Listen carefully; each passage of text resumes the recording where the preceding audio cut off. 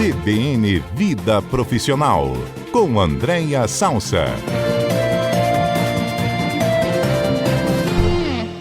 Andréia Salsa, nossa comentarista, sempre às quartas-feiras. Calma, Mário, segunda-feira. Ô, meu pai amado, semana, hoje é segunda, né? Começando a semana, segundou. Acordo muito cedo. Aí eu acho que já já tá tá na adiantado. quarta-feira, né? Trabalho às vezes fim de semana, você perde a noção.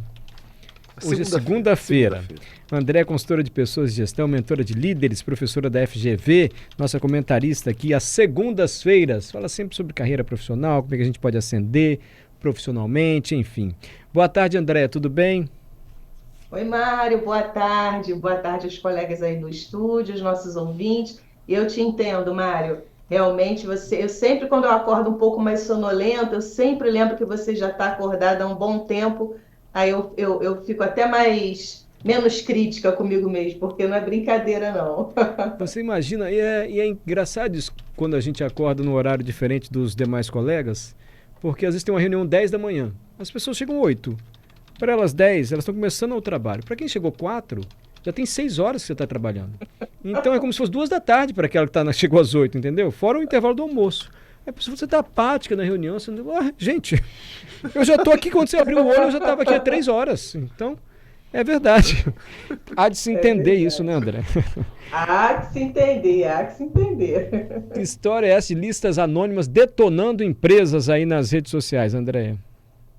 Pois é, Mário, você vê que de vez em quando eu recebo recomendações, a gente tem cada vez mais, eu fico muito feliz, né? Mais pessoas ouvindo o nosso quadro e muito consumindo podcast, né? Eu tenho um público muito grande que consome a gente através de podcast. E veio essa sugestão que me surpreendeu, eu tive que correr atrás, inclusive troquei ideia com o Adalberto, que também se surpreendeu. E quando eu fui atrás, Mário, para entender, né? É impressionante como isso está se ampliando, sobretudo em redes sociais, né? As chamadas listas anônimas de empresas consideradas tóxicas para se trabalhar.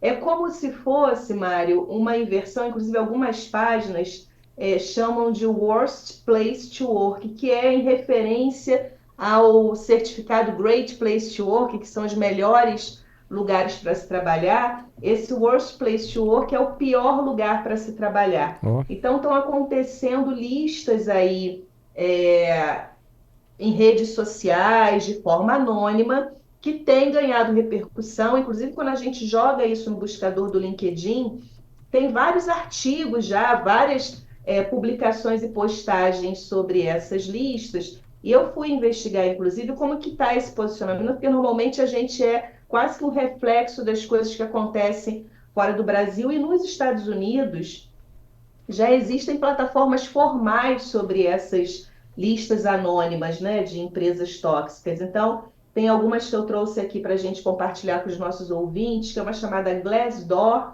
que inclusive cresceu tanto porque tinham duas principais, Glassdoor e Love Mondays. E a Glassdoor comprou a Love Mondays. Então, para você ver o tamanho do consumo, né, dessas plataformas. Também tem uma chamada Blind, ou Blind, mas eu acho que é Blind, B-L-I-N-D. Mas todas essas, elas têm comunidades ativas no Brasil, tá? Mas são muito mais fortes nos Estados Unidos. Aqui no Brasil, ainda tem uma característica muito de informalidade. São grupos em redes sociais, inclusive tem uma que eu fui pesquisar, uma página no Instagram chamada @empresastóxicas, e essa página do Instagram tem um formulário que é normalmente como eles se movimentam, que é um formulário no Google Forms, que qualquer um, né, pode montar ali, num campo anônimo, tem algumas perguntas já pré-definidas e tem campos em aberto, né? E já tem, Mário, rankings das empresas mais baseadas nessas plataformas que ainda são informais, mas já tem ranking das empresas mais tóxicas do Brasil. Tem um ranking de 10. Naturalmente, eu não vou falar aqui, porque não é uma plataforma estruturada, né, e formal como a dos Estados Unidos, mas eu acho que do ponto de vista de tendências, que é uma coisa interessante que a gente gosta de trazer aqui no nosso quadro, é importante ficar de olho, empresas ficarem de olho, lideranças ficarem de olho, porque isso pode tomar uma proporção que, pelo que eu já vi, já vai começar a tomar, que é algo para se monitorar, né? E acho que é quase impossível combater, tá, Mário? Porque como a gente já tem boas referências maduras fora do Brasil, e eu, como uma profissional da área, inclusive, entendo que se for muito bem direcionado, eu acho muito positivo e saudável, tá? O mercado ter uma plataforma, porque pode ser uma contenção de opinião pública, vamos dizer assim, né, para que as empresas elas tenham atitudes mais adequadas, né, que gerem ambientes de trabalho mais saudáveis. Mas, André, não há um risco de uma sabotagem, assim? Até Total, pessoas boas, assim, Mário. as empresas podem ficar vulneráveis a uma sabotagem e um grupo pequeno está fazendo aquilo para prejudicar a imagem da empresa, ou, quiçá, um concorrente? Com certeza, Mário. Por isso que, inclusive, naturalmente, eu não traria aqui esse ranking, embora eu Sim, sendo uma sim. profissional de mercado, eu vi empresas ali que têm, né, Uhum, fama, vamos dizer assim, de uhum. serem ambientes tóxicos. Mas você tem toda a razão que quando isso não é bem gerenciado, né, de forma profissional, pode aí gerar, né, injustamente, né, um ranking falso, né, e dar margem até injúria, difamação baseada em informações falsas. Além disso, tem os dois lados, né? Sabotagem, como você falou, de empresas que podem ali contratar um grupo para entrar nessas plataformas, né, e começar a preencher de forma leviana contra uma empresa que está indo muito bem, mas também pode ter o contrário, empresas que contratam pessoas para falar bem delas mesmas, né? Que é, Mário, inclusive, polêmico, mas já se discute muito, embora, né, os critérios, eu não tenho dúvida da seriedade do GPTW, né, do Great Place to Work, mas existem empresas que estão no ranking formal de melhores empresas para se trabalhar e que o mercado já virou até deboche, piada pública de corredor de empresa, como que a empresa X pode estar como primeiro lugar, né, ou segundo, ou fim, num ranking favorável como a melhor empresa para se trabalhar, já que todo mundo sabe que essa empresa tem práticas pouco saudáveis, né? E muito pelo contrário, um ambiente tóxico. Então, não tenho dúvida que tem uma vulnerabilidade grande aí, mas existe, está acontecendo, e as pessoas estão consumindo, porque isso que é o mais interessante da gente refletir, né? As pessoas estão consumindo, estão gerando artigos sobre isso, estão gerando conversas, e a gente precisa falar para os nossos ouvintes, né? Que talvez, assim como eu, Adalberto, não estava com isso no radar, mas é interessante o quanto isso tem crescido aí nas redes sociais, nessa lista anônima de empresas consideradas tóxicas para se trabalhar. André, deixa eu abusar um pouco da sua experiência. Eu não vou lhe perguntar do caso específico, mas em tese. Agora há pouco, não sei se Tá. você acompanhou, nós ouvimos aqui a professora Rosana dos Reis Abrantes. Ela trabalha no IFES e posta fotos e vídeos sensuais num site numa plataforma de vídeos sensuais. A pessoa paga para entrar e ela disse, eu faço porque eu gosto e pelo dinheiro também. Estou ganhando 20 mil reais por mês. Ela é professora do IFES. Ela chegou a comentar que houve uma repreensão por parte de uma comissão de ética do IFES em relação a essa atividade que ela exerce. Ela disse, eu vou continuar exercendo. Eu estou gostando, melhorou minha autoestima e estou ganhando dinheiro. Enfim, eu não quero ser fora do caso, a não ser que você queira, mas eu quero lhe perguntar em tese. Nós sempre ouvimos assim, olha, você representa a sua empresa. O que você faz fora do seu trabalho pode comprometer a imagem também da sua empresa. Isso a gente sempre ouvia. Contudo, nós nunca expusemos tanto nossa vida pessoal como agora, com as redes sociais. Esse entendimento foi mudando devido às redes sociais, aos novos comportamentos. As empresas ainda têm o direito de exigir um pouco mais do funcionário pelo fato, de alguma maneira, de representar também a imagem da empresa? Ou isso hoje tem uma visão diferente, André, assim, no mercado? Eu estava ouvindo, né, a entrevista Rosana. né, o título é professora, mas eu acho que antes dela ser professora, ela é uma mulher, né? Ela se chama Rosana e é importante a gente falar. É um tema bastante complexo, né, Mário? Porque a gente está numa sociedade que ainda é extremamente conservadora e que tem a prerrogativa do controle de corpos e, sobretudo, o controle de corpos de mulheres e a liberdade, né, sobre esse corpo da própria mulher. Então é polêmico porque, inclusive, ela está numa instituição pública, né? Provavelmente ela deve ter feito um concurso público e ali tem uma estabilidade legal. E talvez se ela tivesse numa instituição privada, eu não sei se ela ainda estaria empregada, né? Mas é interessante como o nível de reputação e imagem, você tem toda a razão, né? O quanto isso está se alterando ao longo do tempo, né? Mas a esfera, quando a gente vai avaliar o comportamento de um colaborador, seja no campo público ou no campo privado, é o quanto aquele comportamento dele fora do ambiente, que é de domínio, vamos dizer assim, do CNPJ, né, ou do órgão público, interfere objetivamente na performance ou na imagem institucional. Me parece, pelo relato dela, que do ponto de vista de entrega profissional, não há nenhum aspecto, até porque eu entendo que se tivesse, talvez o IFES teria tomado uma decisão um pouco mais contundente, mas como ela é uma pesquisadora, orienta, né, e é uma professora, e os resultados dela, acredito que não devam ser comprometidos, então fica muito difícil justificar, vamos dizer, a exclusão dessa profissional dessa instituição.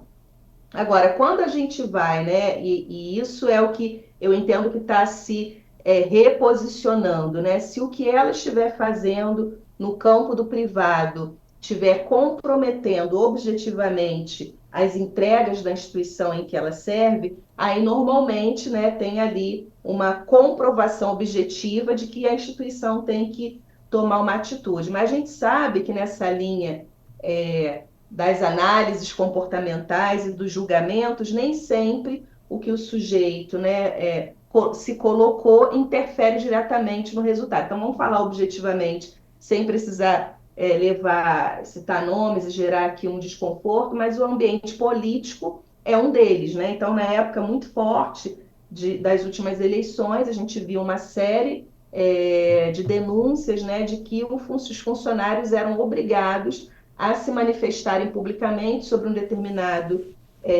determinada corrente, porque se não fosse assim, as consequências seriam ocasionadas. Esse é um exemplo clássico do quanto as organizações, e por que para mim é muito importante que esse movimento aqui da lista anônima, né, deixe de ser tão informal e crie-se, né, um mecanismo um pouco mais formal, porque isso não deixa de ser assédio, né? E tem uma lista, né,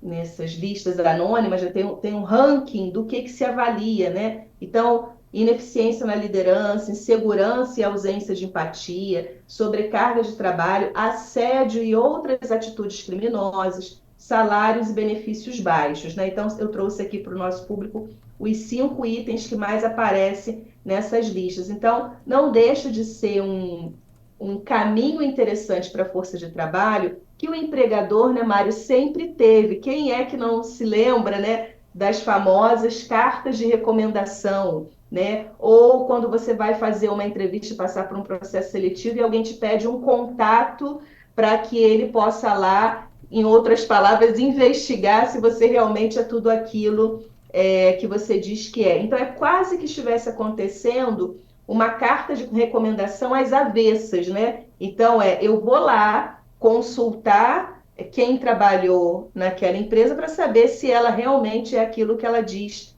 que ela é. Então, se isso encontrar um caminho profissional, né, que tenha credibilidade, eu vejo com muitos bons olhos, porque pode ser que a gente tenha outros mecanismos na hora de fazer as nossas escolhas de carreira e nas escolhas das instituições em que a gente quer trabalhar, né, e dedicar o nosso talento àquele CNPJ. Então, eu vejo muita conexão, embora naturalmente o caso da Rosana é algo, né, bastante complexo, mas que de certa forma conversa um pouco, né, com essa lista aí de recomendação, né, das empresas do quanto elas são tóxicas ou não para se trabalhar. Não sei se eu respondi objetivamente sua pergunta. Respondeu sim. A Azaf faz um comentário interessante também sobre essa lista das empresas.